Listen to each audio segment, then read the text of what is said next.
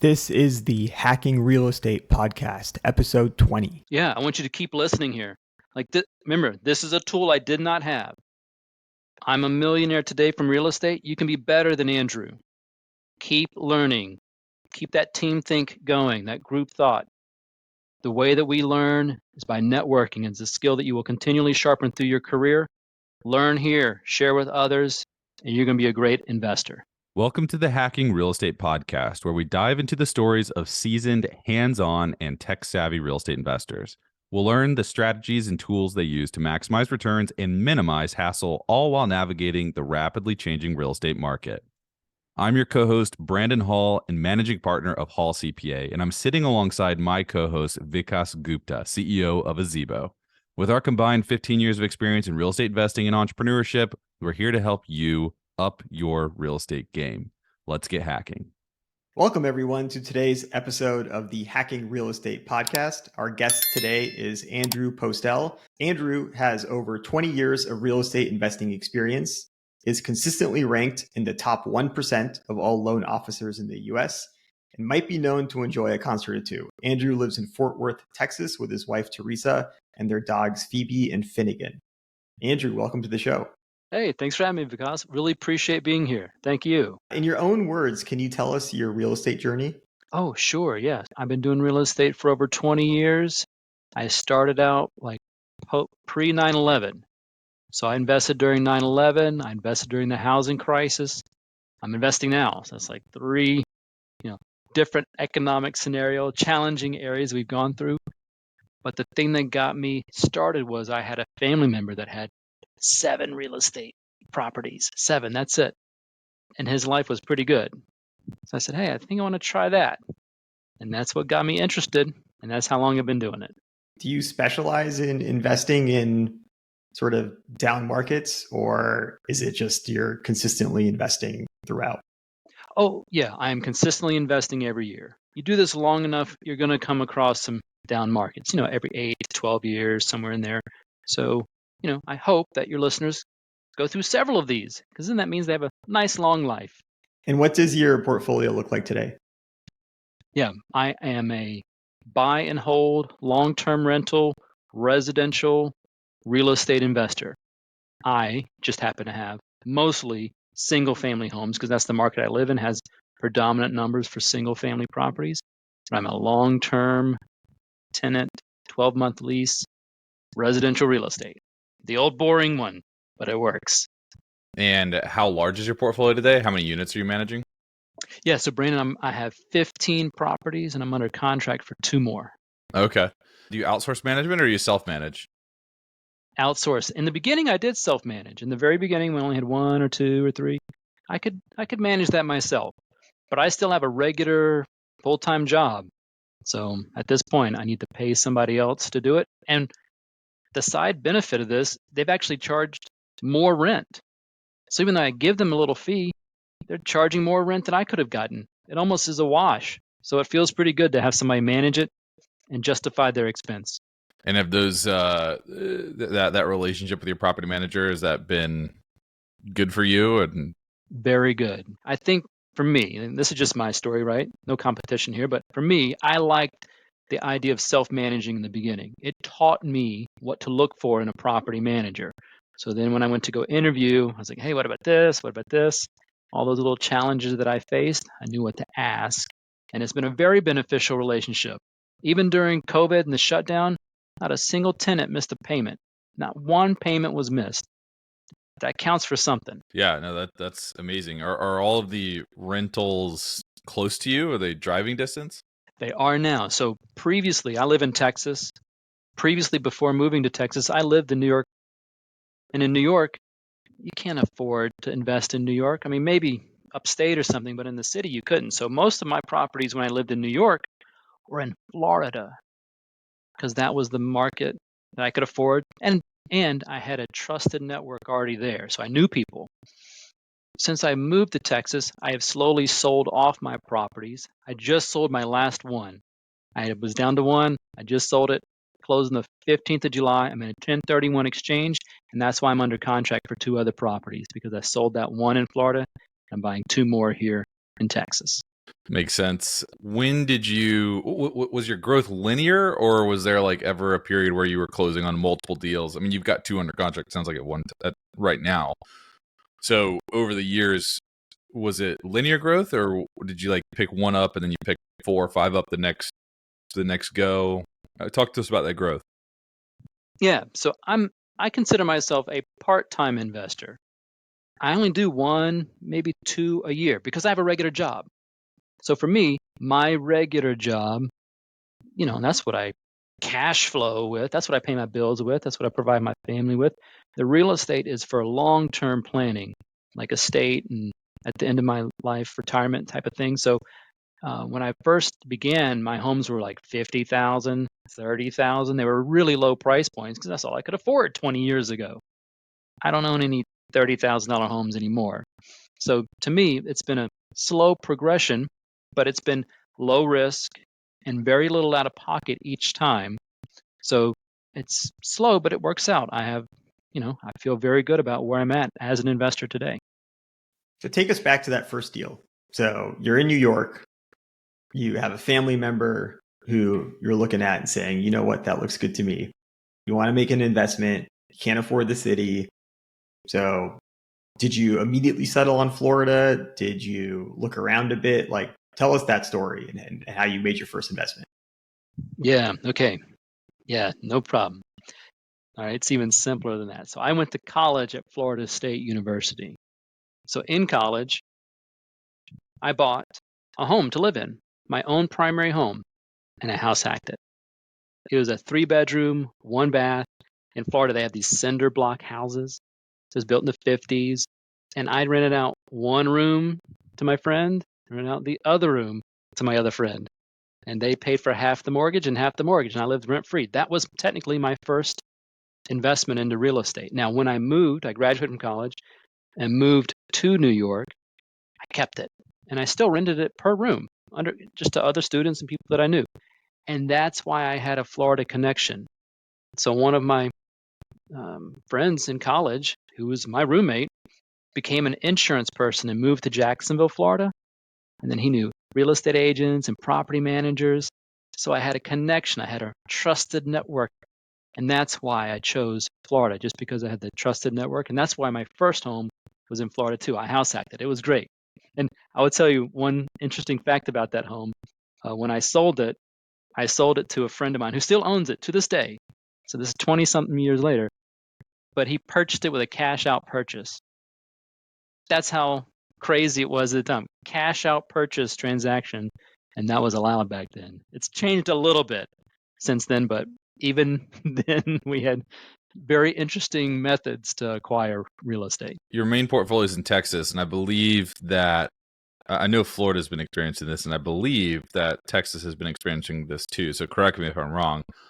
But how have you been managing increasing property tax rates and increasing insurance rates? Are you just passing that on to the tenant, like raising your rents? Or because I know the insurance, especially with the past 12, 24 months, has caught a lot of people by surprise. So talk to us about that. Yeah. So this is something that's happened it comes in waves, right? For many different years, there have been increases in insurance or taxes, but it comes in ebbs and flows. Interest rates, right? When I got started, all the rates were 7% and 8%. Cash flow wasn't even a discussion. If you can imagine that, Brandon, nobody talked about cash flow in the early 2000s because there was no cash flow to be had. We knew that if you wanted to be a full-time investor then, you just went and flipped. And then the properties that you held were for the long-term outlook, the appreciation, the principal buy down, those. Eventually you cash flow. So every year I absolutely increase my rents to the market rent. And every year I give my tenants who are in there a little bit of a discount. Hey, the market rent might necessitate $200 increase. I'll do $150 for you or $160 because I do want to keep them in there. But I tell them, hey, if you move out, I'm going to charge more. So I want to keep you. But yes, I do mitigate those costs to the tenant as best as I can. That's interesting. I didn't know that early 2000s there was no cash flow to be had. I didn't realize that. Yeah, it's very similar to now. because that's like all the rage, right?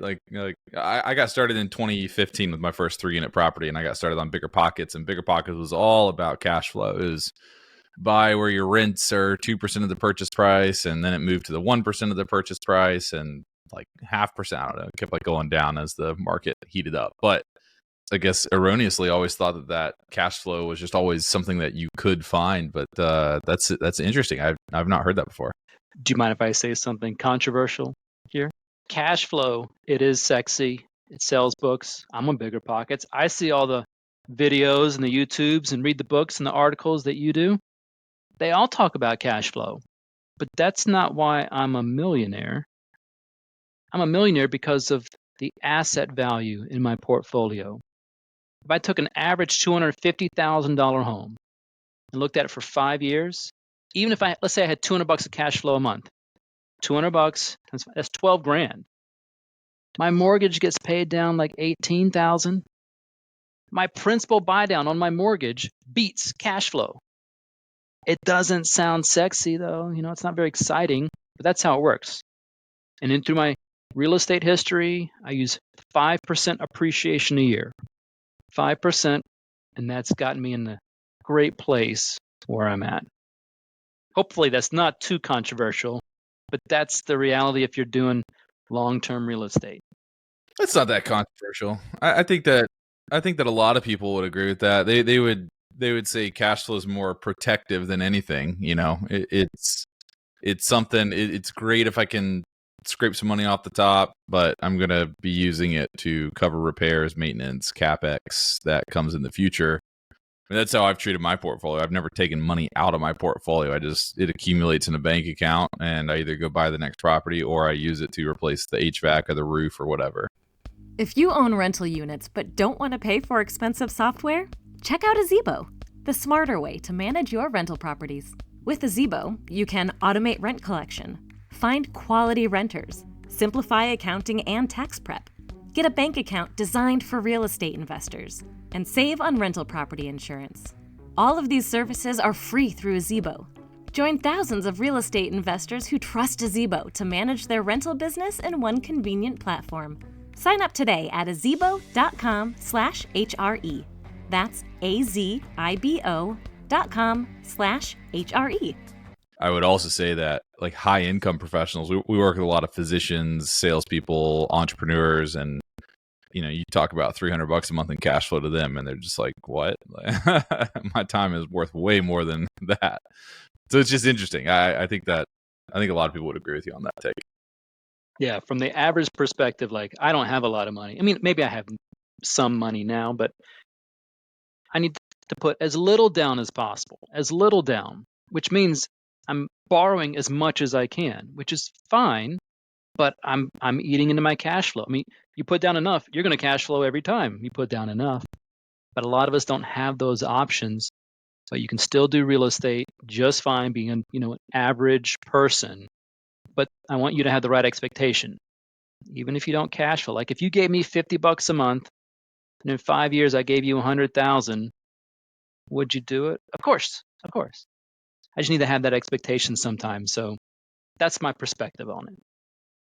So back when you were first getting involved in real estate, were you in the mortgage business back then?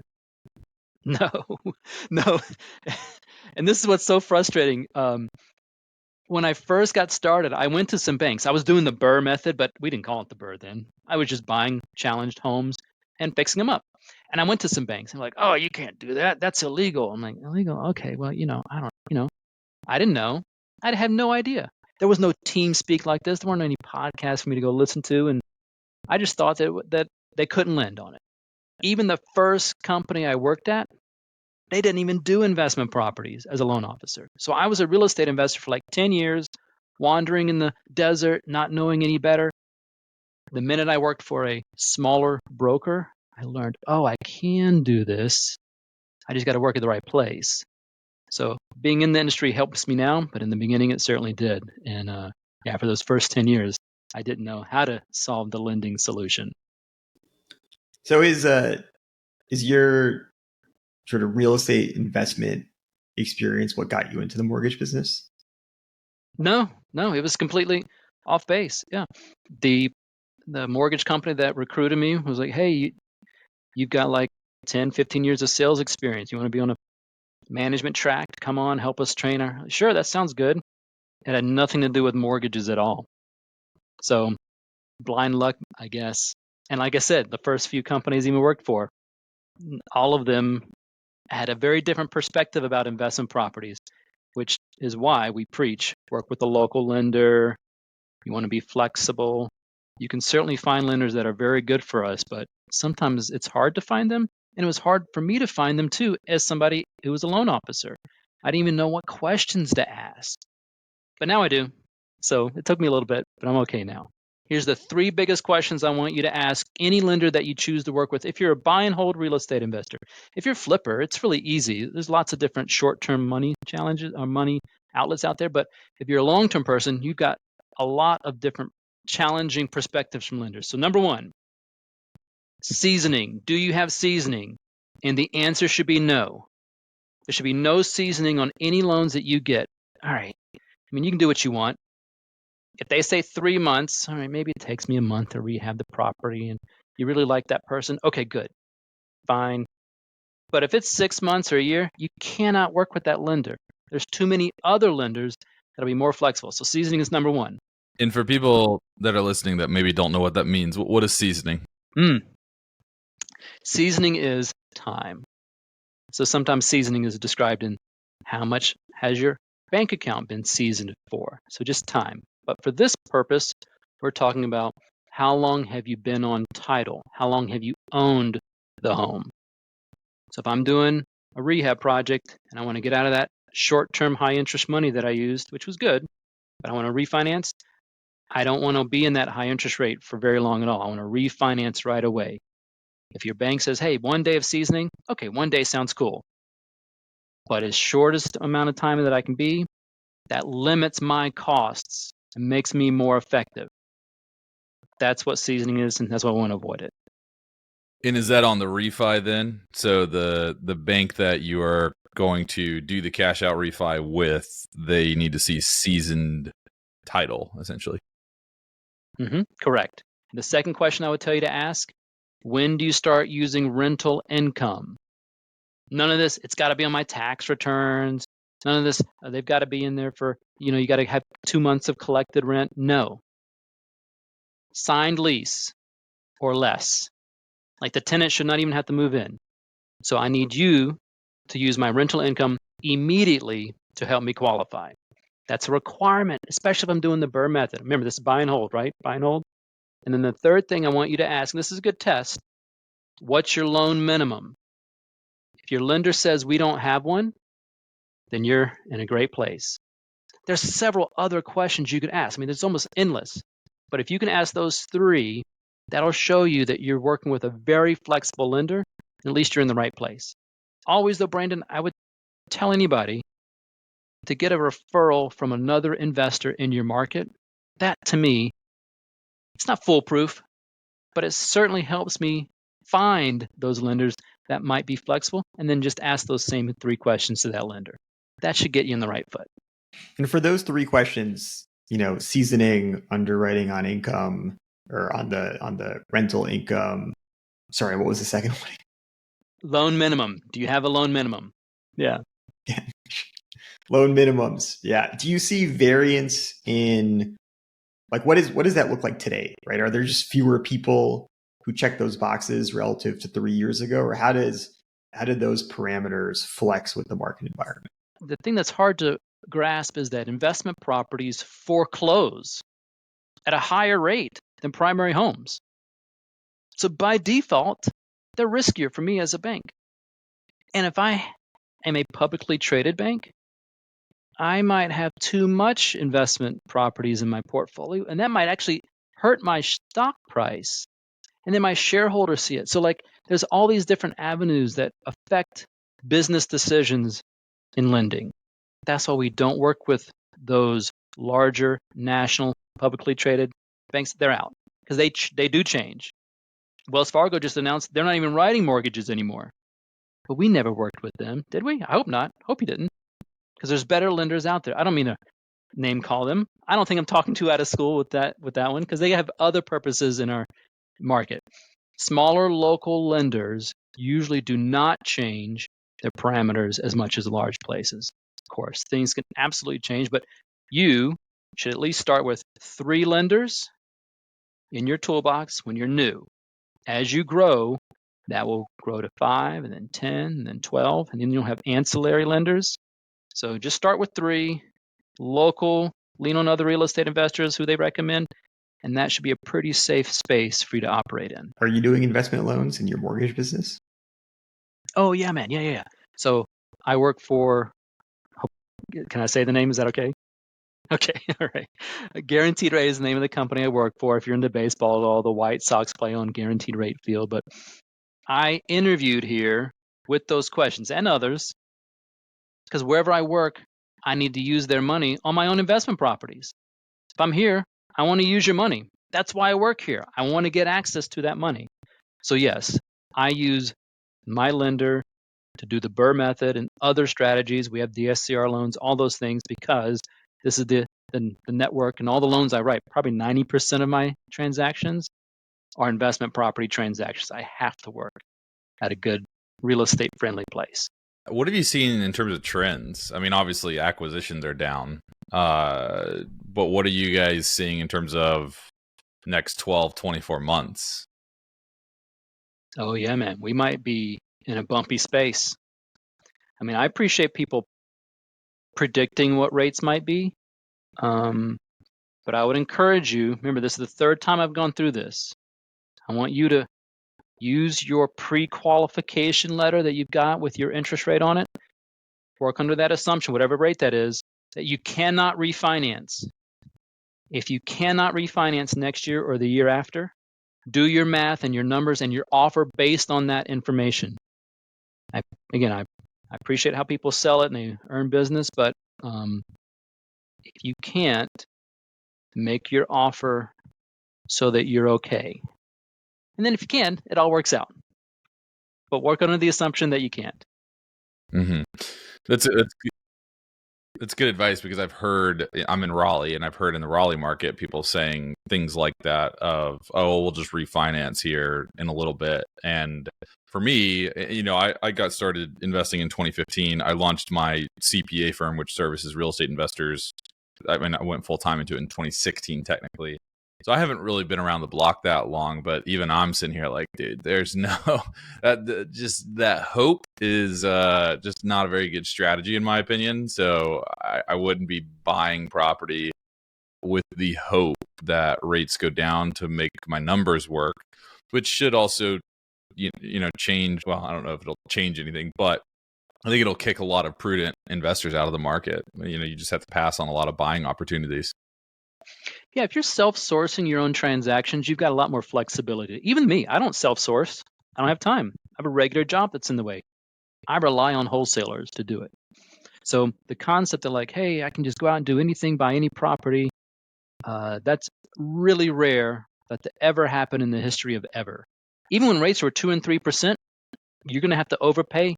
Many people did, because that was the only way they could earn that property, because there was so much competition. So market fluctuations, people's opinions, interest rates, costs going up, all of those things affect real estate. But the baseline understanding that we made when we started investing in real estate still lasts today. It is a long-term plan. If I invest in stock, which I do, my stock goes to zero, I don't have anything. Even if real estate goes to zero, you still have real estate. And in the 5,000-year history of real estate, it's never gone to zero. Countries go to war over real estate. You are in a safe place if you invest in real estate. Sometimes it can be hard, but if you're investing, there's always risk.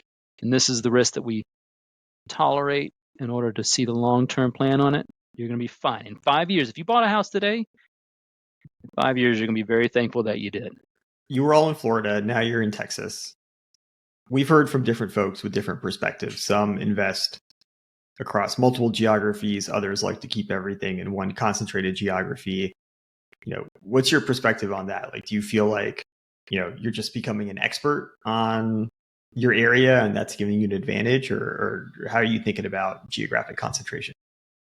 Oh, yeah. So, okay, everybody's different. I write loans for people who do it just like you were describing. Someone do it all across the country. Someone just do it in certain geographical areas. This is all about personal preference. And if you're new, you may not know what your personal preference is. But when you are new, it's easier if it's in your area, because now you can go drive to the home. Now you can go see your asset. If I'm investing out of state, I may never see my asset. I really have to have a trustworthy network there that can protect me when I'm not there. For me, the reason why I invest where I live is because I'm in one of the best real estate investing cities in the whole country. Always, we're in the top 5, sometimes top 10, but always in the top. Dallas, Fort Worth of Texas. That's where I am. So there's about 8 million people live here, and it's 3-bedroom, 2-bath homes, which there are plenty of, under price point of $300,000. So even the price point itself is easily reachable here. There was not this price point in New York City. Forget it. That's out. So not only is my property manager here, but my contractors are here. Like, just through attrition, my network is here local. So that helps me mitigate the risk of acquisition on properties. You can certainly make this work in other places, but for me, it's helpful because of the market that I'm in, and I've got a great network of people that can support me. And do you visit your properties? Do you drive your properties even with your property manager? I do. Yeah, man. Even if I'm like, I'm half a mile away from this one, I will swing by and check it out. And then if there's something that's going on, I will let my property manager know. Now they do an inspection every year. They go into the properties, but sometimes I've driven by and the yard might need to be mowed, and I just let them know. It's always good to keep a little eye on it. What else are you looking for? Yeah, again, this is just boring stuff, but boring works. It is 3-bedroom, 2-bath homes. And what we found in most markets is if you can be under your median price point, under. So in my market, the median price point is $380. I don't even want to touch $300, because if I'm under there, that's where most of the renters are. So if I target $500,000 homes, you can, but I'm going to have two $250,000 homes that will smoke your $500,000 rental every time, because that's where the tenants are that compete and pay me more as a percentage. The lower the value, the higher the percentage of rent. Now, there's a price point, at some point where, because if I do have to replace the ceiling fan, replacing the ceiling fan is the same whether it's a $500,000 home or a $500,000 or $50,000 home. So the maintenance cost does increase as you get low. So that's why I like that $200,000, $250,000 home range. The maintenance expense seems to be in a good place. I have good competition for people competing to rent my homes. The other reason why I would suggest this price point under your median home price in your market, if things do get dicey in the country, people downsize into those homes. That's one of the reasons why none of my tenants missed a payment during the shutdown during COVID, because at that price point, those people had careers, had career jobs. When I owned $30,000 homes, they were just hourly wage, McDonald's, hospital. They could have been anything. And that's who got hit the worst during the last shutdown. And that's always how it works. Anytime there's an economic uncertainty, people's discretionary income goes away, and hospitality and temporary jobs, entry-level jobs, get hurt the worst. So if you can, 3-bedroom, 2-bath, at a reasonable price point will get you in a good, safe space to weather any kind of storm. So you mentioned that you get most of your deals or all of your deals from wholesalers. Is that right? Did I hear you right? That's right. Oh, I'll make one exception, Brandon. Right now I'm doing a 1031 exchange. I have to go on the MLS for that because I'm under a time crunch on it, But everything else is through wholesalers. And how has that experience been? Was your first deal through a wholesaler too? Oh, my very, very first deal was my own primary home, which I bought from off the market. Yeah. If I'm a new investor and I don't want to be on the MLS, I want deals. How do I find good wholesalers, and how do I get them to take me seriously? Oh, this is so simple. You're going to love this. Facebook, meetup.com, even things like this. There are communities out there that, we can't go to college for this. We have to learn it on our own. But there are communities where we all go out there and share ideas. Real estate investor groups in your local market. So I live in Dallas and Fort Worth. There's probably 20 or so of these groups that I can go meet around with. I'm in a big city enough, and I can just look for them on Eventbrite, these kind of websites. But if you're in a rural area, Facebook is your friend. I want you to type, let's say Texas Real Estate Investor Group. And then on Facebook, there'll be 30 or 40 of them. And some of them will have 15,000, 30,000 members in the pages. Join those and then say, hey, I'm an investor. Add me to your buyers list, wholesalers. And you're going to get people who are better than others. So that's part of it. But you can absolutely find out who the good wholesalers are in your market, network at some of these groups with other real estate investors. And how do they take you seriously? Your hard money lender will tell them that you're serious. Getting pre-qualified with your hard money lender will give you the validation that you need. If you need to also partner up with some other, gurus or local people, there's no shame in partnering up on your first deal or two to get some experience so you know what you're doing. Even if it costs you some profit, it's going to be well worth it. I didn't partner in the beginning. Remember, there was no network for me, and I did everything wrong. I mean, I turned out okay.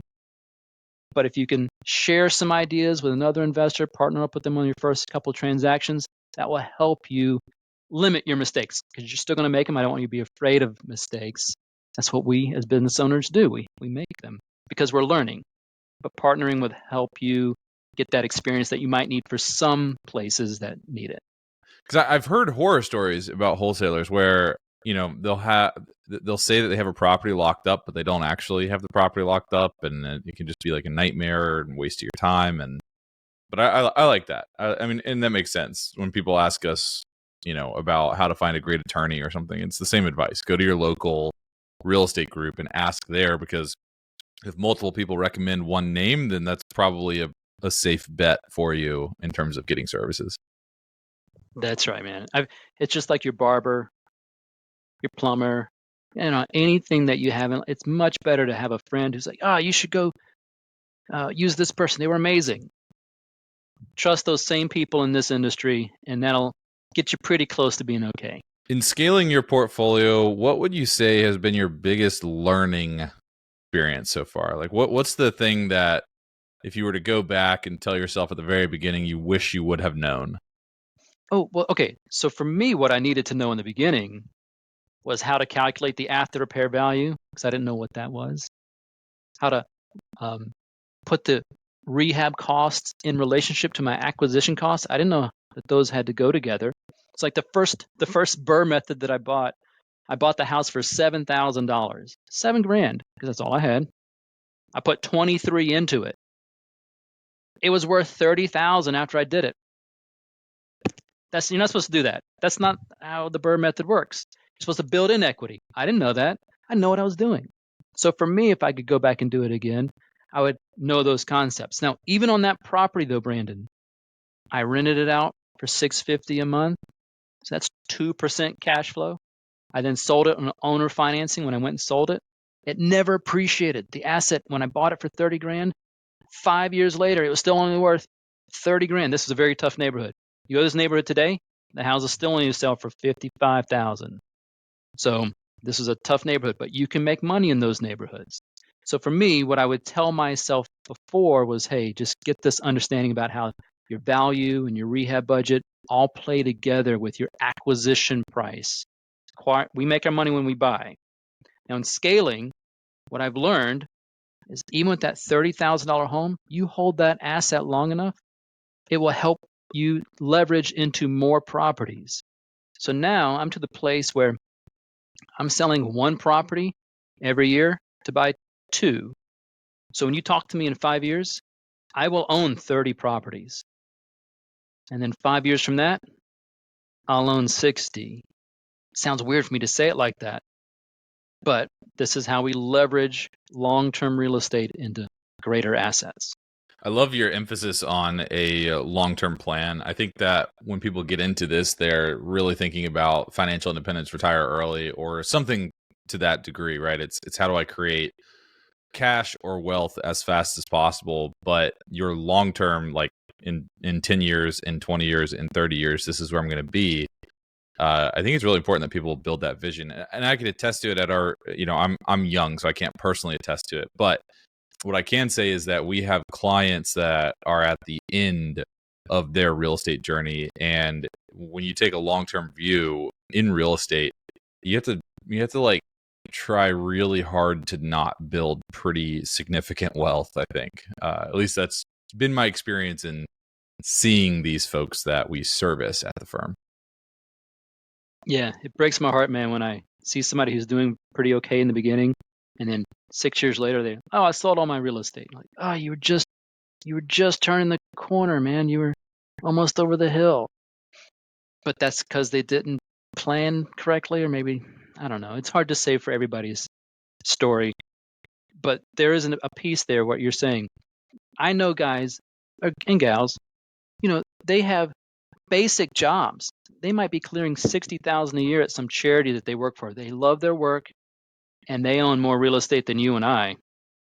So if somebody can do it who's doing that type of work, you don't have to be extraordinarily wealthy to do this. You just need a long-term, consistent plan, and you will see the results. You absolutely will. Great. Well, I think that is the right point to transition into our closing questions. This has been awesome so far, Andrew. So if you bear with us, we have 3 standard questions we like to close every episode with. Question number 1 is, what is your favorite book? And it does not have to be real estate related. All right, Vic, I'm going to say something even more controversial. I don't read. I don't read at all. I'm just a doer. Just never read? Yep. Have you ever read a book? I've read a comic book. Does that count? Okay. I guess, yeah. That's fascinating. So I would say, yeah, when I first got started, like this was like the year 2000, I went to the library to look for a book, and I picked one up off the shelf and I was thumbing through. I'm like, this thing's 8 years old. All these concepts are out. It was, and I gave up right there. I was like, for me, I'm just going to go out and do it. So yeah, I've never read a book. Brandon, you have this look on your face. I respect it. I've read hundreds and hundreds of books, and I feel like every business book that I pick up now says the same thing. So it's just hard to find books that have novel ideas, I think. Yeah, I don't want to discourage people from reading. Some people, it's a great tool. Like, I don't even watch TV, man. You ask me about what Friends or Seinfeld or Walking, I don't know what those things. I mean, I've heard of them. I've never seen them. So I'm just a weirdo altogether. Friends, Seinfeld, and Walking Dead. I love it. That's like 40 years of TV. Yeah, I've skipped it all. It's been great. All right. Question number 2, and you touched on this. Give you a chance to expand if you want to, or synthesize. What's more important to you, cash flow or appreciation? Appreciation, absolutely. Yep, every time. I've certainly found myself over-leveraged on some property. I say over-leveraged, but I've found myself over-leveraged because I did not cash flow. Oh, I've got too much, and it hurts. It hurts the soul when you're like, ooh, I'm doing the numbers, and this won't work. I've never regretted purchasing a property. I've only regretted the properties I did not purchase. All right. And our final question, is there any other piece of advice that you'd like to leave our audience with that we did not get a chance to cover? Yeah, I want you to keep listening here. Remember, this is a tool I did not have. I'm a millionaire today from real estate. You can be better than Andrew. Keep learning. Keep that team think going, that group thought. The way that we learn is by networking. It's a skill that you will continually sharpen through your career. Learn here, share with others, and you're going to be a great investor. Great. Well, thank you so much, Andrew. Where can our audience find you? Oh, sure. You can find me on the Facebook, on the Instagram. I've got my own YouTube channel. It's all free. I give out as much things as I can about real estate. I try to do a Drew 2 minutes or less every day on real estate. So follow me on Facebook, Instagram. Just search Andrew Postell, and I'll show up on something. Great. Well, thank you so much, Andrew. Thanks, guys. Appreciate you.